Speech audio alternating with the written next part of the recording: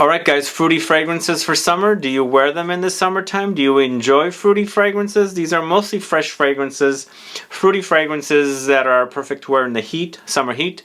Some of them are a little more intense. And you know, I even have some warm ones that I think are perfect in the summer heat. But I've got a top 20 list here of fruity fragrances perfect to wear in the summertime coming right up.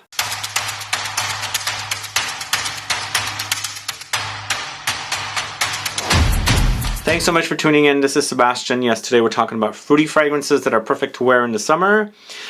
These are fruits that are featured in these fragrances. They could be pineapple, peaches, apples, pear, rhubarb, yeah, berries of some kinds, all kinds of fruitiness that is perfectly fresh. And then some of them are, as I said, are a little more deeper, richer, a little more intense, but they do come alive in the heat. So I'm featuring in this particular video. I also want to say I've got about another month of, for the rest of July, of summer themed fragrances to do for you guys, and I'm going to cover some notes. If there's anything that's missing that you haven't heard me do, let me know. Put a comment down so I can find out and potentially do before we move into August and I focus on fall fragrances or autumn fragrances. Before I let you know the fragrances though, if this is your first time tuning into my channel and you haven't subscribed, please do click the subscribe button below and also click the bell so you'll be notified for future videos and giveaways. Is there a favorite fruity fragrance that you guys wear in the summertime? Do let me know. Put a comment down. Let's go ahead and get started. We're going to the house of L'Artisan Parfumeur. This is MURE at Musk. This is a fairly popular fragrance for this house.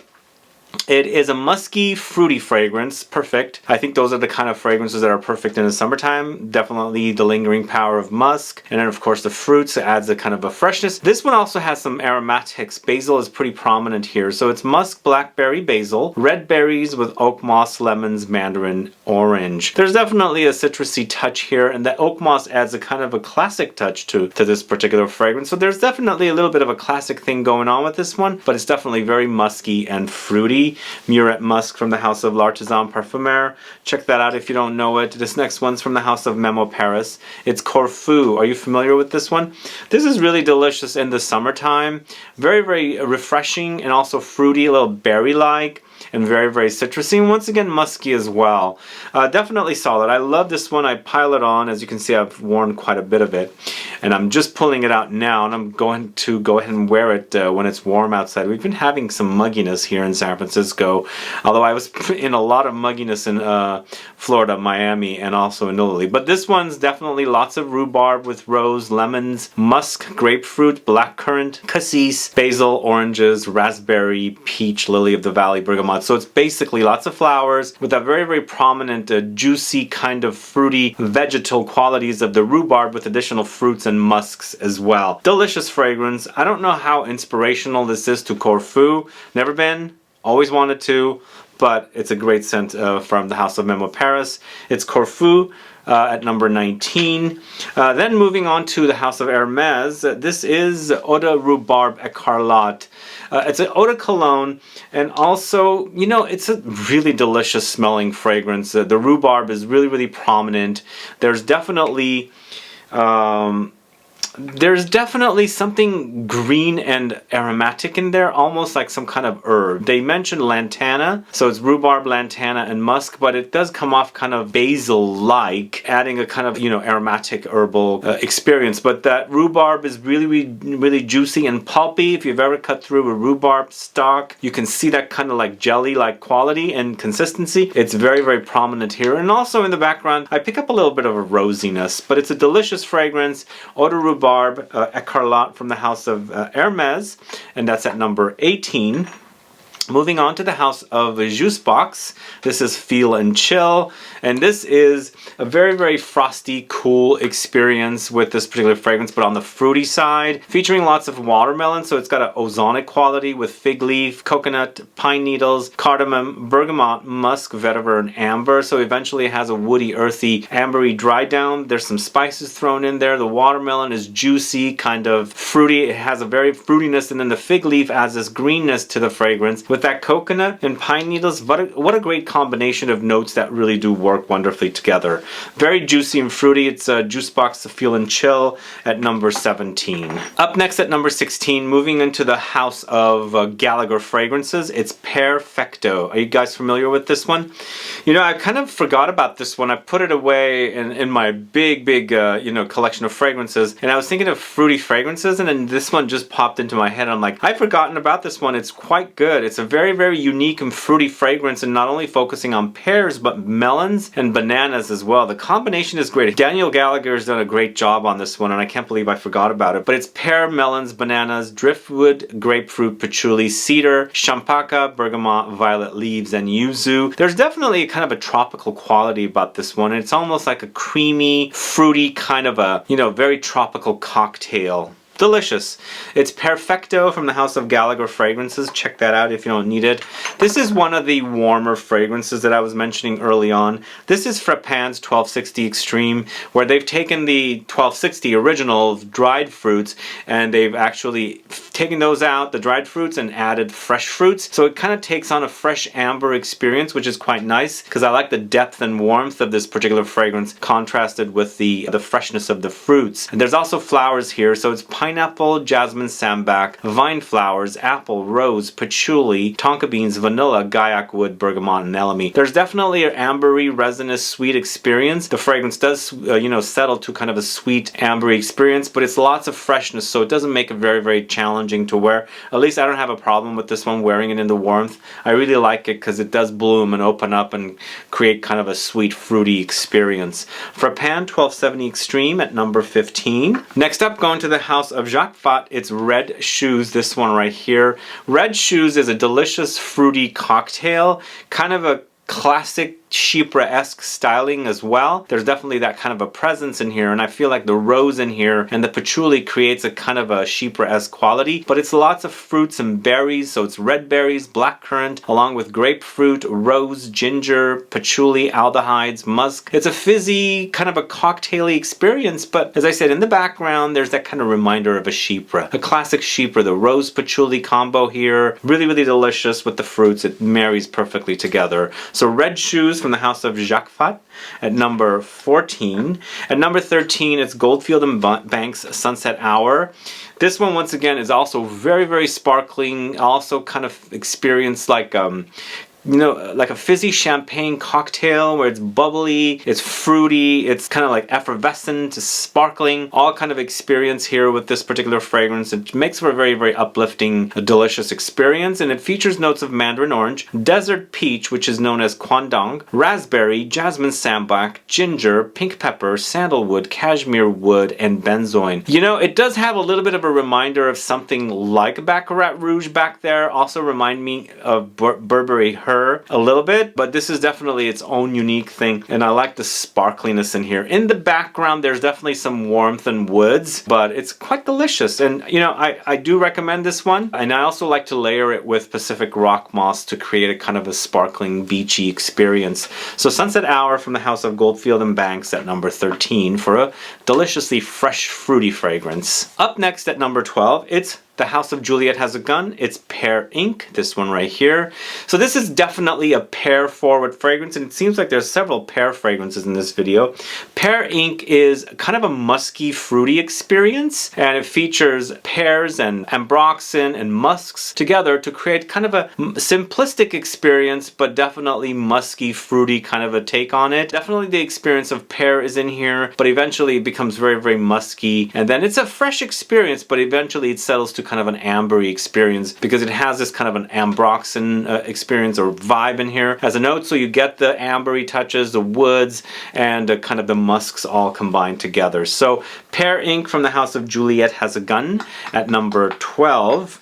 Next, going to the House of Etat Libre Orange. This is I Am Trash. Do you know this one? It's all about apples, and it's very fresh and juicy. The kind of apples that you bite into, you know, they drip the juice, and it's kind of running down your arm and everything. You kind of get annoyed from it, but it smells good kind of a thing. That's the kind of experience this one is. And it features loads of apples with ISOE Super, Akigala Wood, Rose, Atlas cedar, sandalwood. And the combination of the notes is quite delicious here. It's an overdose of apples and lots of woods and musks with that rose. The Akigala wood, the ISOE super, Atlas cedar, sandalwood, all woods. You've got this apple. It's loads of it. It's very, very fruity and it's very, very delicious. And eventually it does settle to the kind of a woody, musky experience. So Etalibert Orange, I Am Trash at number 11. So good, guys. At number 10, going to the house of Rirana, it's Coconut Nanas, this one right here. I did feature this in a pineapple fragrances video from a year or so ago, and also have featured it in some tropical fragrance videos, but it's the combination of coconuts with pineapples together like a pina colada experience. It's so deliciously creamy, smooth, and fruity at the same time. You know, I was trying to avoid coconuts in this video, but this one does feature coconuts, but it's all about pineapples as well. I have separate videos for coconut fragrances. You can go catch those. But this is loads of coconuts with pineapple. There's also peach as a fruit in here as well. Tiar flower, frangipani, musk, and saffron. So it's tropical, floral, and fruity all rolled into one. And it does remind you of that pina colada experience. So it's Rirana's Coconut Nanas as at number 10. Moving on to number 9, going to the house of Rubes Milano. This is Evonimo. Very difficult name, but very delicious fragrance. So delicious. I can't believe how good it is. And I think it's what's really driving me crazy about this particular fragrance is the galbanum note. And as a contrast with lots of freshness and fruitiness. It features notes of black currant, galbanum, hyssop, mandarin orange, ambrine or ambergris, tonka beans, vanilla, jasmine, and euonymus. So the combination is really, really delicious. Green notes combined with, you know, black currant. So it's an overdose of fruitiness. It's fresh and earthy with the juicy citruses together. It's so delicious. I really, really love this particular fragrance. Brand new for me. It's Evonimo from the house of Rubes Milano. Do you guys know that brand? Do let me know. Moving on to number 8, going to the house of Dior. It's Rouge Trafalgar. This is a very, very fresh, fruity experience, and a great job Francois Demachet did with this particular fragrance. I love it because it's an overdose of fruits with lots of blackcurrant, raspberry, strawberry, musk, grapefruit, cherry, mandarin orange, patchouli. I like the patchouli addition here, and I like the citrusy touches as well, but the rest of it are fruits. Lots of berries here for kind of a fruit cocktail experience. I'm talking about the fruit cocktail as in a fruit salad, compote kind of a thing, but also kind of like a fruity berry, you know, boozy cocktail kind of an experience. So it's Rouge Trafalgar from the house of Dior at number 8. Alright, moving on to number 7, going to the house of Dolce & Gabbana. It's Fruit Collection Pineapple. Any fans of this one?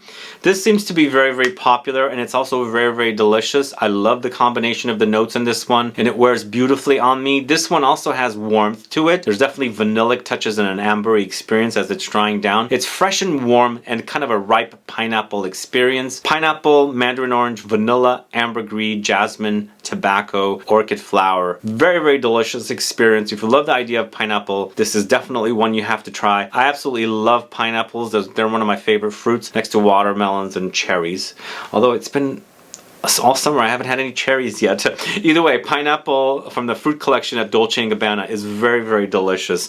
Check that out. It's at number 7. And we're speaking about pineapple once again. And I've been talking a lot about this particular fragrance because I wore it a lot over the month I was in Europe. This is Lumari's Porthole, this one right here. Check that out if you don't know it. But it's pineapple, and it's also contrasted with salt. There's a saltiness here because I featured this in a salty fragrances video over the weekend. So it's the pineapple with passion fruit. So there's this major dosage of fruitiness here with the salt and the bergamot, and there's some zing and some bite and spice from the ginger here. Along with those, there's white flowers, caramel, white musk, and woods. So it definitely goes kind of sweeter as it's drying down, gets a little ambery and woody in the dry down, but there's floral touches and citrusy touches along with the fruits. And don't forget that salt, so it kind of cuts down the fruitiness, the overdose of fruitiness here, to give it a little bit of a marine touch, but not necessarily marine, just like the sea salt kind of an experience. So Lumari's Porthole at number 6. If you don't know that one, do check it out. Here's another fragrance I wore quite a bit of on my trip to Europe. I took this bottle with me and I wore tons of it. This is Fenty's Fenty, this one right here.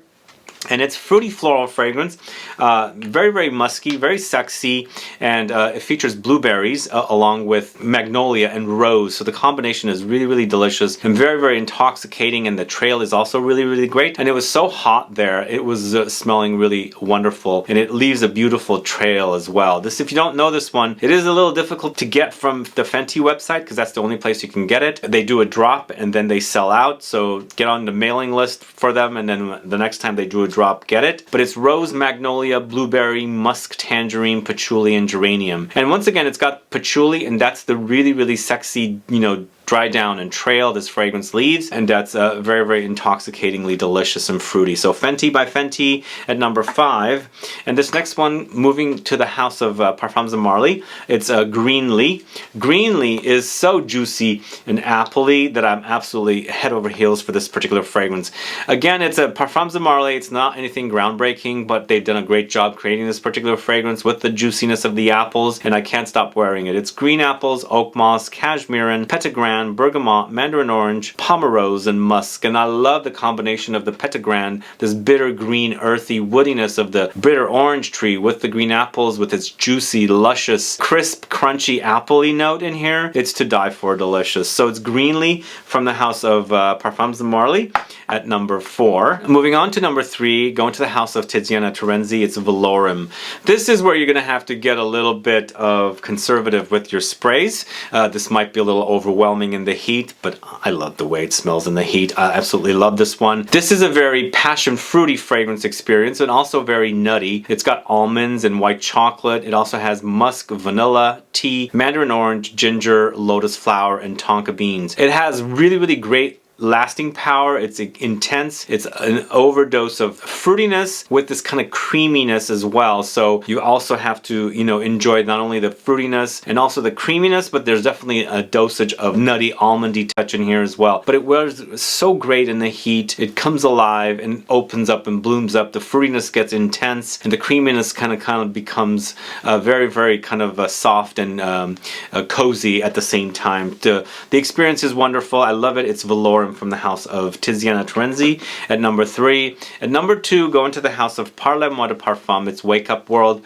Once again, we've got a kind of experience of fruitiness with ambery touches, but it has green apple here, green apple as a note with vanilla, dihydromyrosinol, bergamot, damascene or rose, benzoin, tonka beans, and ambroxan. There's definitely muskiness here, but it's deliciously fruity and also warm and ambery at the same time, with that kind of a rosy kind of a touch thrown in there as well. This is a great fragrance for me because it reminds me of Minotaur from the house of Paloma Picasso, but it's a modern take on that particular fragrance. And if you were a fan of Paloma Picasso's Minotaur and you don't like the current version of it because it's watered down and completely butchered, you'll have, you know, memories come alive when you wear this particular version because it's so good.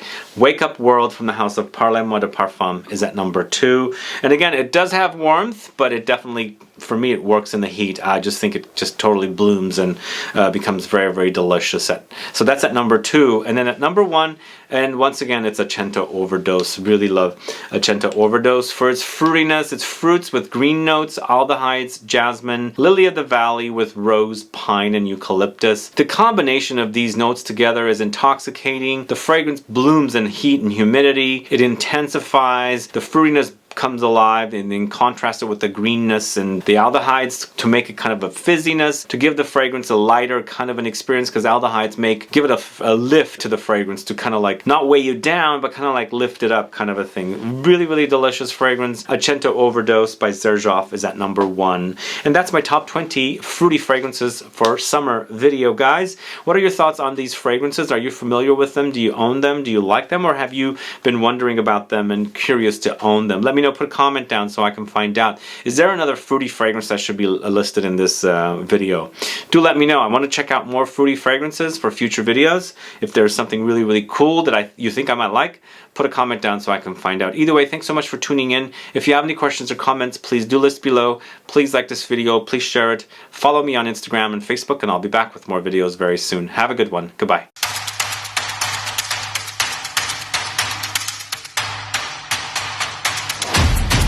So I've got a few more fruity fragrances for you and recently featured in other videos, but I wanted to highlight them. This next one is from the house of Parfums de Nicolai.